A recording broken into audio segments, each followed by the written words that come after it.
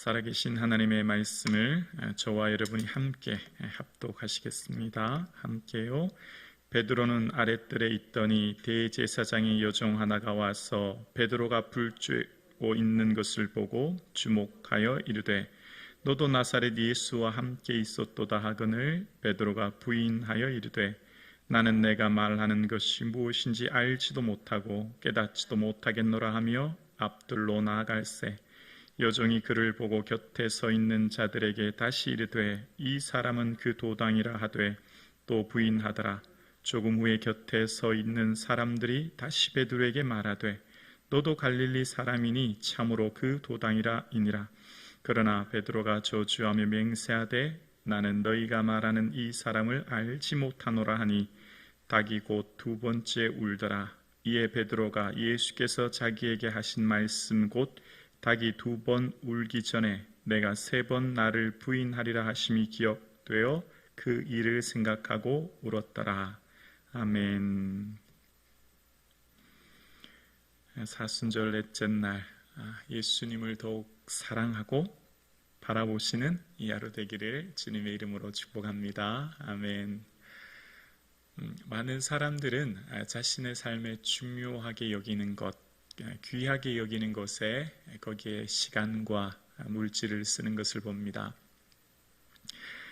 옷은 싼 걸 입어도 음식만은 유기농을 고르는 분들이 있죠. 건강을 중요하게 생각하는 분들입니다. 또 이렇게 운동할 때 그 운동의 취미에 돈을 많이 들이는 분들 봅니다. 저는 자전거가 그렇게 비싼 건지를 몰랐습니다. 제가 아는 몇십만 원짜리 자전거가 아니라 수백 수천만 원짜리 자전거가 있다는 걸 주변에 있는 분들을 통해서 알게 되었습니다. 거기에 돈을 아끼지 않더라고요. 열심히 일하는 분들 중에는 또 여행을 중요하게 여겨서 기회만 되면 꼭 여행을 가시는 분들을 봅니다. 아무튼 여러분, 우리도 과거에 3, 40년 전이라고 할까요? 자식 교육에 소 팔고 논 팔고 그런 거 많았지 않습니까? 중요하게 여기는 거에 아깝지 않게 투자합니다. 우리 인생에 뭘 중요하게 여기느냐가 너무너무 중요합니다. 그것이 인생의 목적, 방향을 결정하기 때문입니다.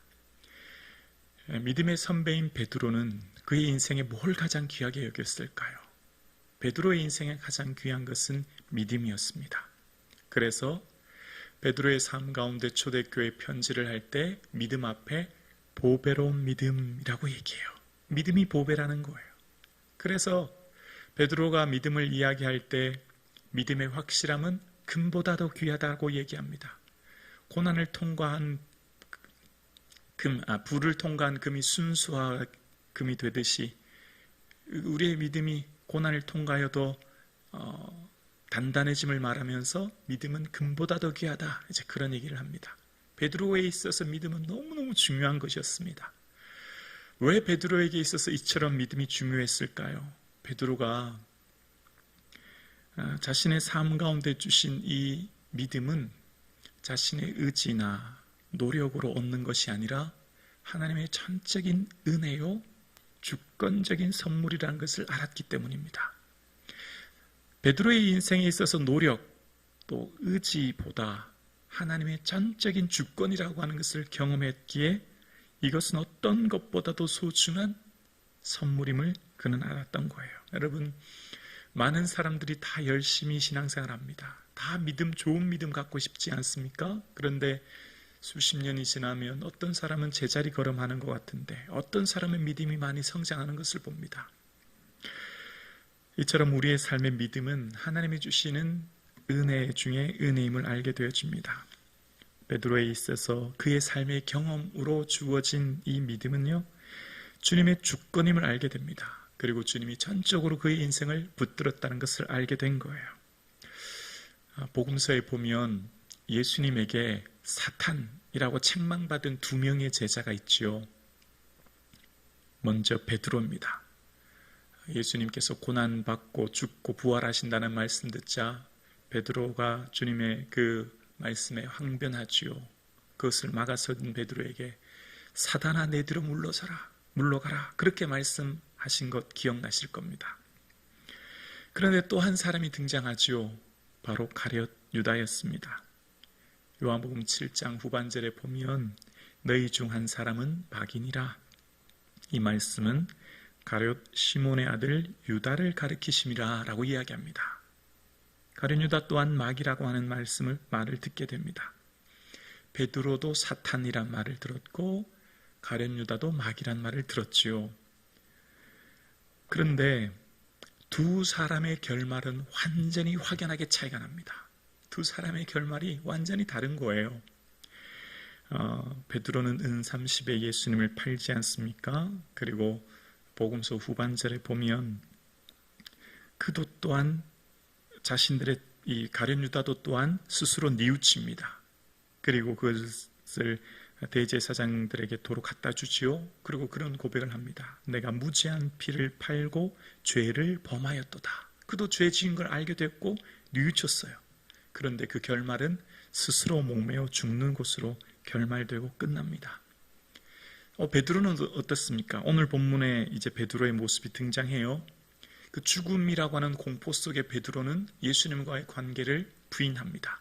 아니, 부인이 아니라 이 71절에 보면 베드로가 저주하며 맹세하되라고 얘기합니다. 예수님을 저주까지 한 거예요. 여러분, 예수님을 은30에 판거나 예수님과 관계를 부인을 넘어 저주한 거나 똑같이 큰 죄 아니겠습니까?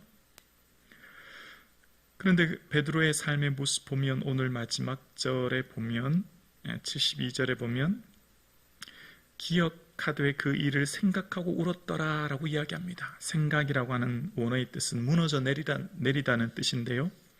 베드로는 이것으로 인하여 무너져 내리는 고통을 겪게 된 거예요.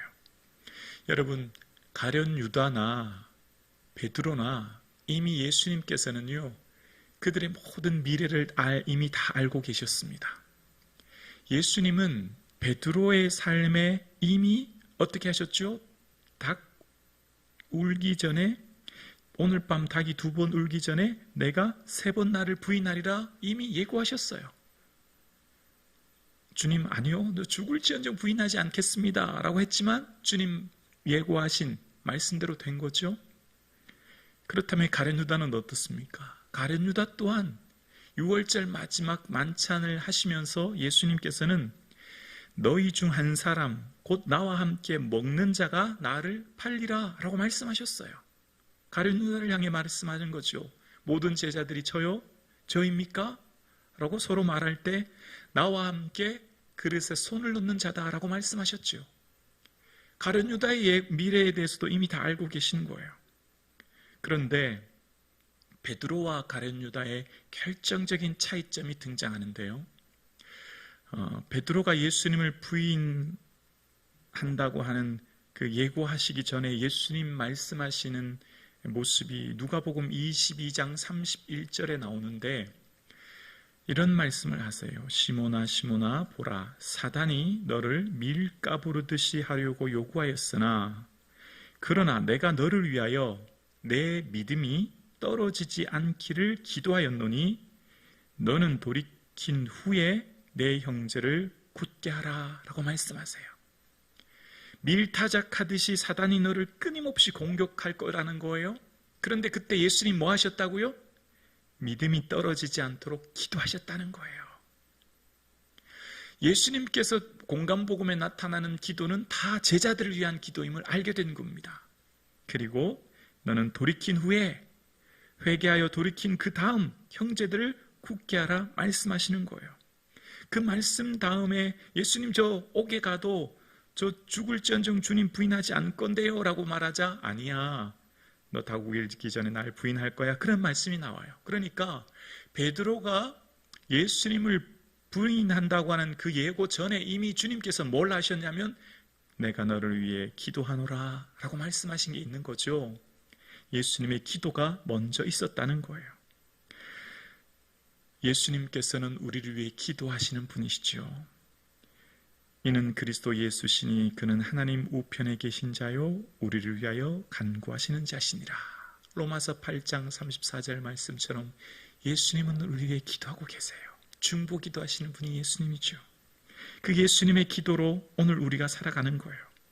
그러면서 예수님께서는 내가 너를 위해 기도한다고 말씀하신 후에 사명을 부여해 주시는데 뭐냐면 내가 돌이킨 후에 형제를 굳게 하라 라고 말씀하시는 사명을 주시는 거죠.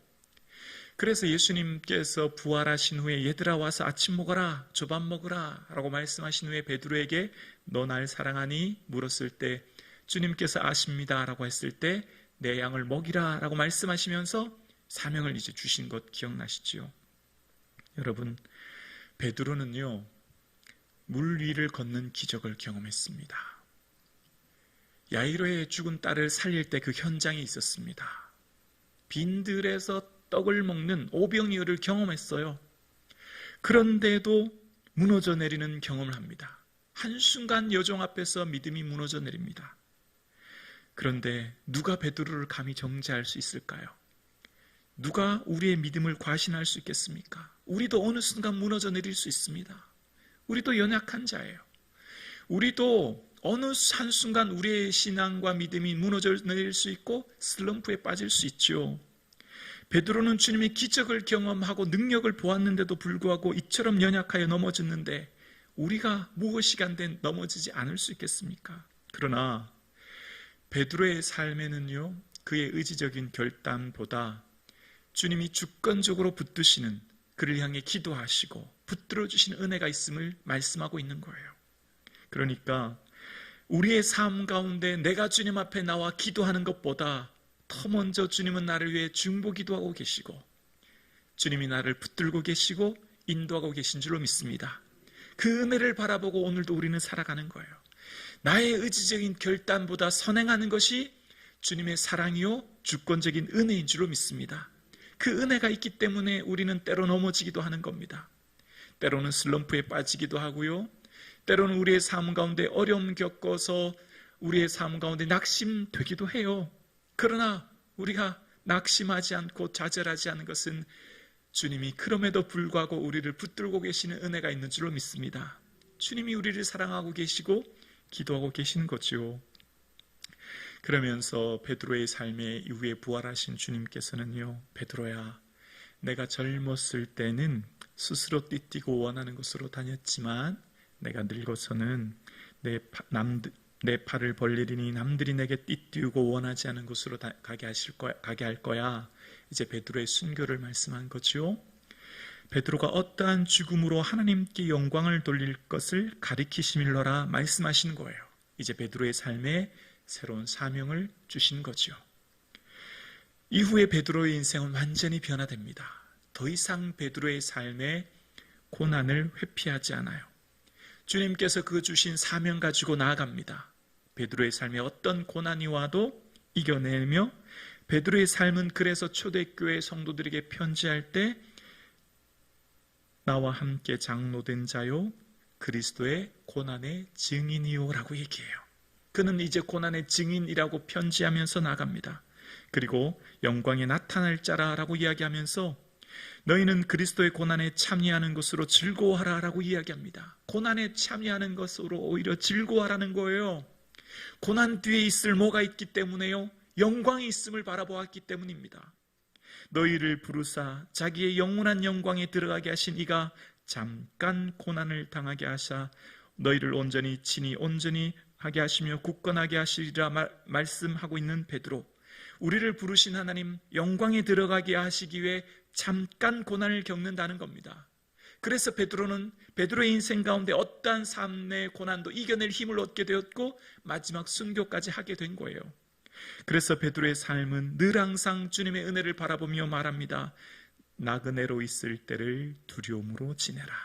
이 땅에 살아가는 동안 늘 근신하고 깨어있어 주님 앞에 나아가도록 편지하는 베드로의 모습을 봅니다. 여러분, 우리의 삶 가운데 영원한 영광이 기다리고 있는 줄로 믿습니다. 예수 그리스도께서 다시 오실 때 영광과 칭찬과 존귀가 우리에게 기다리고 있는 줄로 믿습니다. 그 영광 바라보면서 십자가의 길, 제자의 길을 오늘 우리도 걸어가는 거예요. 이 길이 비록 좁고 협착하고 고난의 길일지라도 이 길 뒤에 영광이 있음을 바라보기에 잠깐 우리에게 당한 고난 오히려 즐거워하는 것입니다. 오늘도 함께 예배드리시는 사랑하는 성도님, 사순절 넷째 날이 되었습니다. 우리에게 어떤 고난이 닥칠지라도 이 영광 바라보시고 걸어갈 수 있는 저와 여러분 되기를 주의 이름으로 축원합니다. 우리가 낙심하지 않은 것은 주님이 오늘도 우리를 위해 중보하고 계심을 바라볼 수 있는 저와 여러분 되기를 주님의 이름으로 축원합니다.